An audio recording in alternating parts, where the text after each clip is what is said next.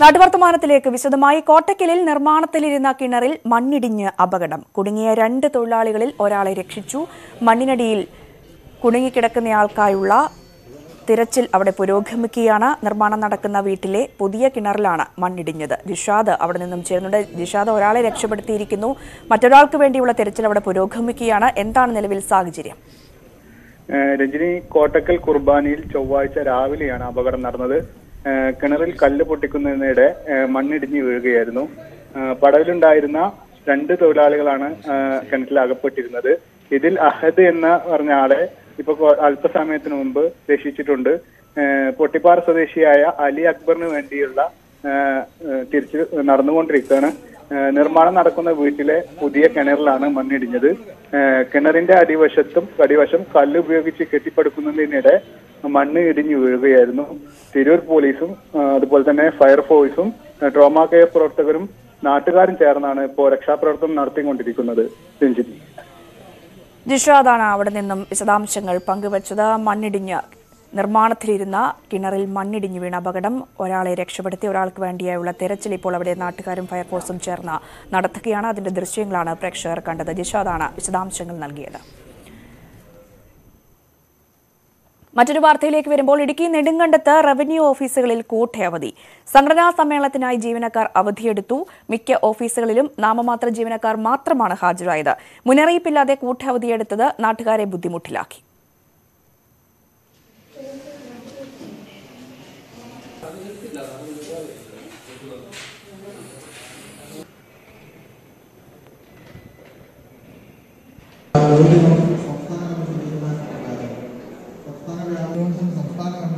വാർത്തയുടെ വിശദാംശങ്ങളുമായി Prince James ആണ് ചേർന്നത്. പ്രിൻസ്, കോന്നിയിലെ അവസ്ഥയൊക്കെ നമ്മൾ കണ്ടതാണ്. അതുമായി ബന്ധപ്പെട്ടുള്ള നടപടിക്രമങ്ങളൊക്കെ റവന്യൂ ഭാഗത്ത് നിന്ന് നടന്നുകൊണ്ടിരിക്കുകയാണ്. ഇവിടെ ഇടുക്കി നെടുങ്കണ്ടത്തും റവന്യൂ ഓഫീസിൽ ഇങ്ങനെ കൂട്ടവധി എടുത്തു പോകുന്നത്, ഒരാളെ പോലും ഈ ദൃശ്യങ്ങളിൽ ഓഫീസിൽ കാണാനില്ല. എന്താണ് ഇതിന്റെ വിശദാംശങ്ങൾ? എവിടെയാണ് ഇവർ അവധിയെടുത്ത് പോയത്? തീർച്ചയായും ഇവര് ജോയിന്റ് കൗൺസിലിന്റെ ഒരു മേഖലാ സമ്മേളനത്തിനായാണ് പോയത്. അതായത് ഒരു ഓഫീസിൽ മാത്രമല്ല, നെടുങ്കണ്ടത്ത് പ്രവർത്തിക്കുന്ന ഉടുമ്പൻചോല താലൂക്കിലെ റവന്യൂ വിഭാഗത്തിലെ വിവിധ ഓഫീസുകളിൽ നിന്ന് ജീവനക്കാർ ഇത്തരത്തിൽ അവധിയെടുത്ത് ഈ ജോയിന്റ് കൗൺസിൽ യോഗത്തിന് പങ്കെടുക്കുന്നതായി പോയിട്ടുണ്ട്. അതായത് ഉടുമ്പൻചോല താലൂക്ക് ഓഫീസിൽ മാത്രം 35 പേർ ഇന്ന് അവധിയിലുണ്ട്. അവരിൽ 29 പേരും ഈ യോഗത്തിൽ പങ്കെടുക്കാൻ പോയതായിട്ടാണ് വിവരം. ആകെ 67 ജീവനക്കാരാണ് താലൂക്ക് ഓഫീസിൽ ജോലി ചെയ്യുന്നത്. അതായത് അവരിൽ ഭൂരിഭാഗം പേരും, അതായത് പകുതിയിലധികം പേരും ഇത്തരത്തിൽ അവധിയെടുത്ത് ഇന്ന് അവധിയിലാണ്. ഒപ്പം നെടുങ്കണ്ടത്ത് പ്രവർത്തിക്കുന്ന LA ഓഫീസ്, ഭൂപതിവ് ഓഫീസ്, സർവേ വിഭാഗം, തെരഞ്ഞെടുപ്പ് ഓഫീസ് തുടങ്ങി ഒപ്പം മേഖലയിലെ വിവിധ വില്ലേജ് ഓഫീസുകളിലെയും ജീവനക്കാരും ഇന്ന് അവധിയിലുണ്ട്. ഇവരെല്ലാവരും അവധി പ്രവേശിച്ച് ഈ ജോയിന്റ് കൗൺസിൽ യോഗത്തിൽ പങ്കെടുക്കുകയാണ്. കൗൺസിൽ യോഗത്തിൽ ഏകദേശം 150-ഓളം പ്രതിനിധികൾ പങ്കെടുക്കുന്നുണ്ട്. അതായത് നെടുങ്കണ്ടത്തെ ഉടുമ്പൻചോല താലൂക്കിലെ വിവിധ മേഖലകളിൽ എത്തിയ റവന്യൂ ഉദ്യോഗസ്ഥർ ഈ യോഗത്തിൽ പങ്കെടുക്കുന്നു. അതായത് മുന്നറിയിപ്പില്ലാതെ ജീവനക്കാർ കൂട്ടവധിയെടുത്തോടെ മേഖലയിൽ വിവിധ ആവശ്യങ്ങൾക്കായി താലൂക്ക് ഓഫീസിൽ എത്തിയവർ ദുരിതത്തിലായ ഒരു സാഹചര്യമുണ്ടായി. അതായത് വലിയൊരു താലൂക്കാണ്. ഈ വിവിധ മേഖലകളിൽ നിന്നും രാവിലെ തന്നെ ആളുകൾ വിവിധ ആവശ്യങ്ങൾക്കായി ഓഫീസിൽ എത്തിയിരുന്നു. പക്ഷേ ജീവനക്കാർ ഇല്ല എന്ന സാഹചര്യം ഉണ്ടായതോടെ ഇവരെല്ലാം തിരികെ പോകേണ്ട സാഹചര്യം ഉണ്ടായി. തീർച്ചയായും. എന്തായാലും പ്രിൻസ്, ഇതിന്റെയൊക്കെ ദുരിതം അനുഭവിക്കുന്നത് ജനങ്ങളാണ്. എന്തെങ്കിലും നടപടി റവന്യൂ വകുപ്പിന്റെ ഭാഗത്തു നിന്നും ഉണ്ടായിട്ടുണ്ടോ ഇതിനോടകം? ഇതിന് അത്തരത്തിലുള്ള ഒരു അറിയിപ്പ് ലഭിച്ചിട്ടില്ല. നിലവിൽ 29 പേർ ഹാഫ് ഡേ അവധിയെടുത്തിട്ടാണ് താലൂക്ക് ഓഫീസിൽ നിന്ന് പോയിരിക്കുന്നത്. മറ്റു ഓഫീസുകളിൽ നിന്നുള്ള, അതായത് ഭൂപതിവ് ഓഫീസ്, സർവേ ഓഫീസ്, തെരഞ്ഞെടുപ്പ് വിഭാഗം, വിവിധ വില്ലേജ് ഓഫീസുകൾ എന്നിവയിൽ നിന്ന് എത്ര ഈ ആവശ്യങ്ങൾക്കായി അവധിയെടുത്തിട്ടുണ്ടെന്നുള്ള നമുക്ക് കൃത്യമായ വിവരം ലഭിച്ചിട്ടില്ല. എങ്കിലും ആകെ 100-ലധികം ആളുകൾ ഈ കൗൺസിൽ യോഗത്തിൽ പങ്കെടുക്കുന്നുണ്ട്. അത് നമ്മുടെ ദൃശ്യങ്ങൾ വ്യക്തമാണ്. ഈ 100-ലധികം ആളുകൾ ഈ യോഗത്തിൽ പങ്കെടുക്കുന്നുണ്ട്. അപ്പം ഈ മേഖലയിൽ നിന്നുള്ള വിവിധ ഓഫീസുകളിൽ നിന്നും ആളുകൾ ജീവനക്കാർ എത്തിയിട്ടുണ്ട്. പക്ഷെ ഇവർക്കെതിരെ എന്ത് നടപടി എന്നത് സംബന്ധിച്ച് ഇതുവരെ വ്യക്തമാക്കിയിട്ടില്ല. എന്തായാലും ഇവർ അവധിക്ക് അപേക്ഷ വെച്ചിട്ടാണ് പോയിരിക്കുന്നത്. എങ്കിലും ഇത് മുൻകൂട്ടി അറിയിക്കാത്തതിനാൽ ജനങ്ങൾക്ക് വലിയൊരു ദുരിതമാണ് സമ്മാനിച്ചിരിക്കുന്നത്. ആവശ്യത്തിൽ ജീവനക്കാർ ഓഫീസുകളിലില്ല. പലരും വിവിധ ആവശ്യങ്ങൾക്കായി താലൂക്ക് ഓഫീസിലും സർവേ വിഭാഗ ഓഫീസിലും ഒക്കെ എത്തി തിരികെ മടങ്ങേണ്ട ഒരു സാഹചര്യം ഉണ്ടായി. അതായത് വലിയ ഒരു താലൂക്കാണ്. അതായത് 50-ലധികം കിലോമീറ്റർ അകലെ ഒരു വശത്തേക്ക് സഞ്ചരിക്കേണ്ട ഒരു സാഹചര്യമുണ്ട്. അതായത് ചിന്നക്കനാൽ, വൈസന്മാരി, രാജാക്കാട് മേഖലയിൽ നിന്നൊക്കെ വരുന്ന അവർ ചക്കുളം അണക്കര മേഖലയിൽ നിന്നൊക്കെ എത്തുന്നവർ വലിയ കിലോമീറ്ററുകൾ സഞ്ചരിക്കുന്ന ഒരു സാഹചര്യമുണ്ട് താലൂക്ക് ഓഫീസാണ്. അതായത് അത്ര ദൂരത്തിലാണ് ഈ ഓഫീസ് പ്രവർത്തിക്കുന്നത്. താലൂക്കിന്റെ മധ്യഭാഗത്തായി പ്രവർത്തിക്കുന്നത്. അതുകൊണ്ട് വളരെ ദൂരം സഞ്ചരിച്ച ആളുകൾ ഈ ഓഫീസിൽ വിവിധ ആവശ്യങ്ങൾക്കായി എത്തുമ്പോൾ ജീവനക്കാരില്ലാത്ത ഒരു സാഹചര്യം വലിയ ബുദ്ധിമുട്ടാണ് ജനങ്ങൾക്ക് സൃഷ്ടിച്ചിരിക്കുന്നത്. പ്രിൻസ് ജെയിംസ് ആണ് വാർത്തയുടെ വിശദാംശങ്ങൾ പങ്കുവച്ചത്. ഇടുക്കിയിൽ വീണ്ടും കാട്ടാന ആക്രമണം. BL റാമിൽ വാഹനത്തിന് നേരെയും പെരിയാകനാലിൽ പെട്ടിക്കടയ്ക്ക് നേരെയും ആനയുടെ ആക്രമണമുണ്ടായി. ആന റോഡിൽ നിന്നതിനെ തുടർന്ന് മണിക്കൂറുകൾ ഗതാഗതം തടസ്സപ്പെട്ടു. തോട്ടം തൊഴിലാളികളുമായി എത്തിയ വാഹനത്തിന് നേരെയാണ് ചക്കക്കൊമ്പന്റെ ആക്രമണമുണ്ടായത്. തൊഴിലാളികളെ ഇറക്കിയ ശേഷം വാഹനം റോഡരികിൽ നിർത്തിയിട്ടിരിക്കുകയായിരുന്നു. വാഹനത്തിന്റെ മുൻവശത്തെ ഗ്ലാസ് തകർത്ത ആന റോഡിൽ നിലയുറപ്പിച്ചതോടെ ഗതാഗതവും തടസ്സപ്പെട്ടു. ആനയെ കണ്ട് ജീപ്പ് പുറകോട്ട് എടുക്കുന്നതിനിടെ ബൈക്കിൽ ഇടിച്ച് ബൈക്ക് യാത്രക്കാരന് നിസാര പരിക്കേറ്റു. 3 ആനകൾ മേഖലയിൽ തമ്പടിച്ചിട്ടുണ്ട്. അരിക്കൊമ്പന്റെ ആക്രമണത്തിലാണ് പെരിയക്കനാലിലെ പെട്ടിക്കടയ്ക്ക് നാശനഷ്ടമുണ്ടായത്. കടയാരംഭ നഷ്ടപ്പെട്ട് ഇതോടെ ഒരു 5 തടവ കടയെ ഇങ്ങനെ യാന ഇടിച്ച് சேதப்படுத்திட்டு ஒரே ஒரு அரிக்கொம்பன்ற யானை. പിന്നെ இப்பயும் ரொம்ப கஷ்டம்தான். அதுக்கு நீங்க ஏதாவது உதவி செஞ்சா நல்லா இருக்கும். കടയുടെ തകര ഷീറ്റുകളും സമീപത്തെ ദിശാബോർഡും അരിക്കൊമ്പൻ നശിപ്പിച്ചു. മുൻപ് 5 തവണ സുബ്രഹ്മണ്യന്റെ കടയ്ക്ക് നേരെ ആനയുടെ ആക്രമണമുണ്ടായിട്ടുണ്ട്. ന്യൂസ് 18 ഇടുക്കി. കൊല്ലം അച്ചൻകോവിൽ കുഴിഭാഗത്ത് ജനവാസ മേഖലയിൽ കാട്ടാന ഇറങ്ങി. പുലർച്ചെ 6 മണിയോടെയായിരുന്നു സംഭവം. സമീപത്തെ വീടിന്റെ വേലി തകർത്ത കാട്ടാന ഏറെ നേരം അടുത്തുള്ള റബ്ബർ എസ്റ്റേറ്റിൽ നിലയുറപ്പിച്ചു. തുടർന്ന് നാട്ടുകാർ ബഹളം വെച്ച് ആനയെ കാട്ടിലേക്ക് തിരിച്ചയച്ചു. കുഴിഭാഗം പ്രദേശം ഇതുവരെ കാട്ടാന ശല്യം ഉണ്ടായിട്ടില്ലാത്ത മേഖലയായതിനാൽ നാട്ടുകാർ ഭീതിയിലാണ്. പുനലൂരിൽ നിന്നും വനംവകുപ്പ് ഉദ്യോഗസ്ഥരുടെ സംഘമെത്തി പ്രദേശത്ത് ക്യാമ്പ് ചെയ്യുന്നുണ്ട്.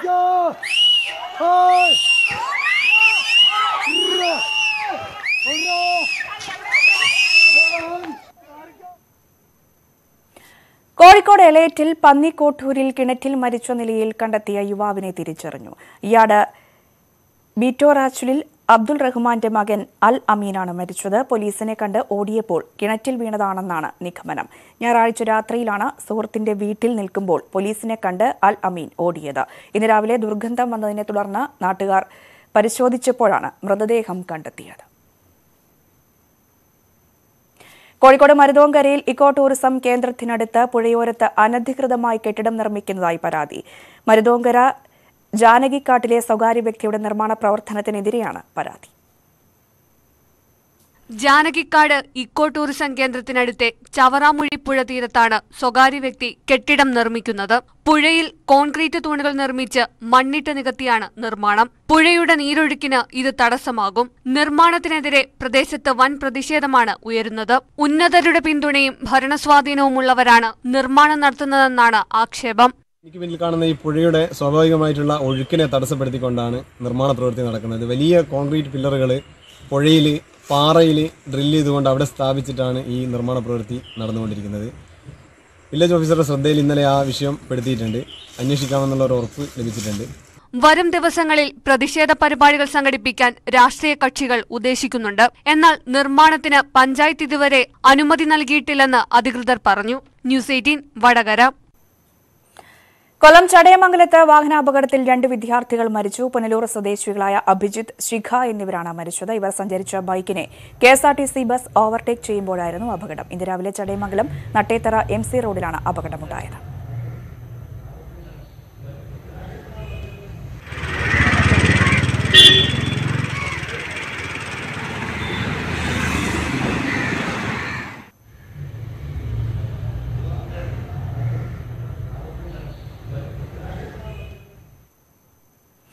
കൊല്ലം പെരുമ്പുഴയിൽ മുലപ്പാൽ തൊണ്ടയിൽ കുടുങ്ങി 45 ദിവസം പ്രായമുള്ള കുഞ്ഞു മരിച്ചു.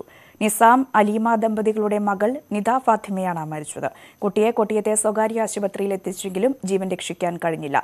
മരണത്തിലെ സംശയത്തെ തുടർന്ന് മാതാവ് അലീമയുടെ ബന്ധുക്കളുടെ പരാതിയിൽ പിതാവ് നിസാമിനെ പോലീസ് കസ്റ്റഡിയിലെടുത്തിരുന്നു. ദിയ ഫാത്തിമയുടെ പോസ്റ്റ്മോർട്ടം റിപ്പോർട്ടിൽ മുലപ്പാൽ കുടുങ്ങിയാണ് മരിച്ചതെന്ന് വ്യക്തമായതോടെ സലീമിനെ വിട്ടയച്ചിരുന്നു. ഉത്താളിക്കാവിൽ പൂരാവേശം കൊട്ടിക്കയറുകയാണ്. തത്സമയ സംപ്രേഷണം.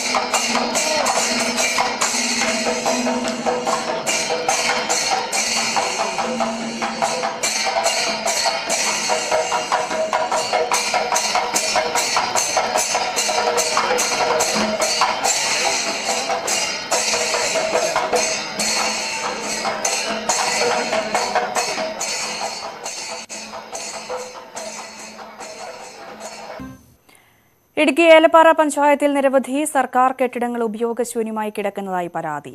സർക്കാർ കെട്ടിടങ്ങൾ സാമൂഹ്യവിരുദ്ധർക്ക് താവളമാകുന്നതായും നാട്ടുകാർ ആരോപിക്കുന്നുണ്ട്. ലക്ഷങ്ങൾ മുടക്കി നിർമ്മിച്ച കെട്ടിടങ്ങളാണ് ഏലപ്പാറയിൽ അധികൃതരുടെ അനാസ്ഥ കൊണ്ട് നശിക്കുന്നത്. ഏലപ്പാറ തണ്ണിക്കാനത്ത് 2 സർക്കാർ കെട്ടിടങ്ങൾ ഇപ്പോൾ ഇഴജന്തുക്കൾക്കും സാമൂഹ്യവിരുദ്ധർക്കും താവളമായിരിക്കുകയാണ്. പല സർക്കാർ സ്ഥാപനങ്ങൾക്കും സ്വന്തമായി കെട്ടിടങ്ങളില്ലാത്ത സാഹചര്യത്തിലും പഴയ കെട്ടിടങ്ങൾ സംരക്ഷിക്കുന്നില്ലെന്നാണ് നാട്ടുകാരുടെ പരാതി. 15 ലക്ഷം രൂപ മുടക്കി നിർമ്മിച്ചിട്ടുള്ള ആ കെട്ടിടവും അനുബന്ധ സ്ഥാപനങ്ങളും ഇപ്പോൾ നശിച്ചുകൊണ്ടിരിക്കുക. ഇവിടെ ഇഴജന്തുക്കളും അതോടൊപ്പം തന്നെ മറ്റ് സാമൂഹ്യ വിരുദ്ധന്മാരുടെ താവളമായിട്ട് ഇപ്പോൾ അത് മാറിയിരിക്കുക. അതുപോലെ നമ്മുടെ പഴയ വില്ലേജ് ഓഫീസ്, പുതിയ വില്ലേജ് ഓഫീസ് പണിതപ്പോൾ പഴയ വില്ലേജ് ഓഫീസ് ഇപ്പം ഉപയോഗം ഇല്ലാതെ കിടക്കുകയാണ്. അതും സർക്കാരിൻ്റെ മറ്റ് പൊതു ആവശ്യങ്ങൾക്ക് വേണ്ടി പ്രയോജനപ്പെടുത്താൻ ബന്ധപ്പെട്ട അധികാരികൾ തീരുമാനമെടുക്കണം. 2 വർഷം മുൻപ് ഏലപ്പാറയിൽ കൃഷിവകുപ്പ് 15 ലക്ഷം രൂപ മുതൽ മുടക്കി നിർമ്മിച്ച കാർഷിക വിപണന കേന്ദ്രം ഇതേവരെ തുറന്നുകൊടുത്തിട്ടില്ല. കാര്യമായ കേടുപാടുകളില്ലാത്ത പഴയ വില്ലേജ് ഓഫീസ് കെട്ടിടം കാട് കയറി നശിക്കുകയാണ്. ഇത്തരം കെട്ടിടങ്ങൾ അറ്റകുറ്റപ്പണികൾ നടത്തി ഉപയോഗപ്പെടുത്തണമെന്നാണ് നാട്ടുകാർ ആവശ്യപ്പെടുന്നത്. ന്യൂസ് 18 ഇടുക്കി. സംസ്ഥാനത്തെ 28 തദ്ദേശ വാർഡുകളിൽ ഉപതെരഞ്ഞെടുപ്പ് പുരോഗമിക്കുന്നു. ചെറുവണ്ണൂർ പഞ്ചായത്തിലെ കക്കരമുക്കിൽ ഉപതെരഞ്ഞെടുപ്പിൽ കനത്ത പോളിംഗാണ്. കഴിഞ്ഞ തെരഞ്ഞെടുപ്പിൽ 11 വോട്ടിനാണ് ഇവിടെ LDF സ്ഥാനാർത്ഥി വിജയിച്ചത്. 1538 വോട്ടർമാരാണ് കക്കരമുക്കിലുള്ളത്. ഇരുമുന്നണികൾക്കും തുല്യ സീറ്റുള്ള പഞ്ചായത്തിൽ കക്കരമുക്കിലെ തെരഞ്ഞെടുപ്പ് നിർണായകമാണ്. സുൽത്താൻ ബത്തേരി നഗരസഭയിലെ പാളക്കര വാർഡിൽ നടക്കുന്ന ഉപതെരഞ്ഞെടുപ്പ് പുരോഗമിക്കുകയാണ്. ഇടുക്കി, കാസർഗോഡ് ഒഴികെ 12 ജില്ലകളിലെ 1 ജില്ലാ panchayat, 1 block panchayat, 1 corporation, 2 municipality, 23 ഗ്രാമപഞ്ചായത്ത് വാർഡുകളിലാണ് ഉപതെരഞ്ഞെടുപ്പ് നടക്കുന്നത്. ആകെ 97 സ്ഥാനാർത്ഥികളാണ് ജനവിധി തേടുന്നത്. അതിൽ 40 പേർ സ്ത്രീകളാണ്. നാളെയാണ് വോട്ടെണ്ണൽ. കണ്ണൂർ ചപ്പാരപ്പടവിൽ ലക്ഷങ്ങൾ ചിലവഴിച്ച് നിർമ്മിച്ച വില്ലേജ് ഓഫീസ് കെട്ടിടത്തിന്റെ ഉദ്ഘാടനം വൈകുന്നത് പ്രതിഷേധത്തിനിടയാക്കുന്നു. കുവേരി വില്ലേജ് ഓഫീസിന് വേണ്ടി 45 ലക്ഷത്തോളം രൂപ ചെലവഴിച്ച് നിർമ്മിച്ച കെട്ടിടമാണ് സാങ്കേതിക കാരണങ്ങളിൽ തട്ടി ഉദ്ഘാടനം വൈകുന്നത്. പൊളിഞ്ഞു വീഴാറായ പഴയ വില്ലേജ് ഓഫീസ് കെട്ടിടത്തിന് പകരമായാണ് 2 വർഷം മുൻപ് 45 ലക്ഷം രൂപ കൂവേരി വില്ലേജ് ഓഫീസിനായി അനുവദിച്ചത്. നിർമ്മിതിക്കായിരുന്നു നിർമ്മാണ ചുമതലയെങ്കിലും സ്വകാര്യ വ്യക്തിയാണ് പ്രവൃത്തി ഏറ്റെടുത്ത് നടത്തിയത്. കെട്ടിട നിർമ്മാണവുമായി ബന്ധപ്പെട്ട് തുടക്കത്തിൽ തന്നെ ഒട്ടേറെ വിമർശനങ്ങളും ഉയർന്നിരുന്നു. ചെങ്കല്ലുകൾ സുലഭമായി കിട്ടുന്ന പ്രദേശമായിരുന്നിട്ട് പോലും സിമന്റ് കട്ടകൾ കൊണ്ടാണ് ചുവരുകൾ ഉയർത്തിയത്. ഇതും വിമർശനത്തിന് ഇടയാക്കി. 1 വർഷം കൊണ്ട് തന്നെ കെട്ടിടത്തിന്റെ നിർമ്മാണം പൂർത്തിയായെങ്കിലും ചുറ്റുമതിൽ നിർമ്മിക്കാനോ മുറ്റത്ത് തറയോട് പാകുവാനോ കരാറുകാരൻ തയ്യാറായില്ല. ഇന്നും നമ്മുടെ കൂവേരി വില്ലേജ് ഓഫീസ് പ്രവർത്തിക്കുന്നത് വളരെ ശോചനീയമായ കെട്ടിടത്തിലാണ്. പുതിയ ബിൽഡിംഗ് എടുക്കുകയും അതിൻ്റെ എല്ലാ പണിയും പ്രവർത്തിയും കഴിഞ്ഞ് ഉദ്ഘാടനം ചെയ്യാതെ അതിങ്ങനെ വെറുതെ ഒരു അനാഥപ്രേതമായ ഒരു കെട്ടിടമാക്കി മാറ്റിയിട്ടാണുള്ളത്. അന്നേരം നിലവിലുള്ള വില്ലേജ് ഓഫീസിൻ്റെ അടിസ്ഥാന സൗകര്യങ്ങളും വളരെ മോശമാണ്. അവിടെ യാതൊരു സൗകര്യവുമില്ലാതെ ജനങ്ങളെല്ലാം തന്നെ വളരെയധികം ബുദ്ധിമുട്ടുന്നുണ്ട്. ജലവിതരണ സംവിധാനത്തിന് കുഴൽക്കിണർ കുഴിക്കുമെന്ന് പറഞ്ഞിരുന്നുവെങ്കിലും അതും നടന്നില്ല. ഉടൻ ഉദ്ഘാടനം നടക്കുമെന്ന് പറയുന്നതല്ലാതെ എപ്പോൾ ബാക്കി നിർമ്മാണ പ്രവൃത്തികൾ പൂർത്തിയാകുമെന്ന് പറയാൻ അധികൃതർക്കും സാധിക്കുന്നില്ല. കെട്ടിടത്തിന് മുകളിൽ കൂടി വൈദ്യുതി ലൈൻ പോകുന്നതും കെട്ടിട നമ്പറിന് തടസ്സമാകുന്നുണ്ട്. 70,000-ഓളം രൂപ വൈദ്യുതി വകുപ്പിൽ അടച്ചാൽ യുദ്ധകാലാടിസ്ഥാനത്തിൽ ലൈൻ മാറ്റി സ്ഥാപിക്കുമെന്ന് വൈദ്യുതി വകുപ്പ് അധികൃതർ അറിയിച്ചിരുന്നു.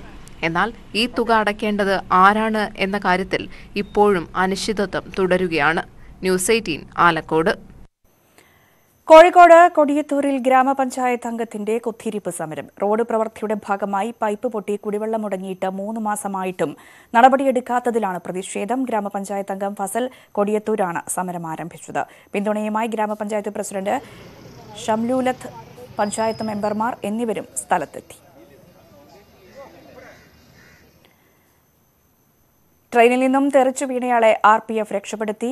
ഒലവക്കോട് റെയിൽവേ സ്റ്റേഷനിലാണ് സംഭവം. ഇന്നലെ ഉച്ചയ്ക്കാണ് സംഭവം. പ്ലാറ്റ്ഫോമിലേക്ക് തെറിച്ചു വീണയാളെയാണ് അത്ഭുതകരമായി രക്ഷപ്പെടുത്തിയത്. തലനാരിഴയ്ക്ക് അപകടം ഒഴിവായതെന്ന് CCTV ദൃശ്യങ്ങളിൽ നിന്നും വ്യക്തമാണ്.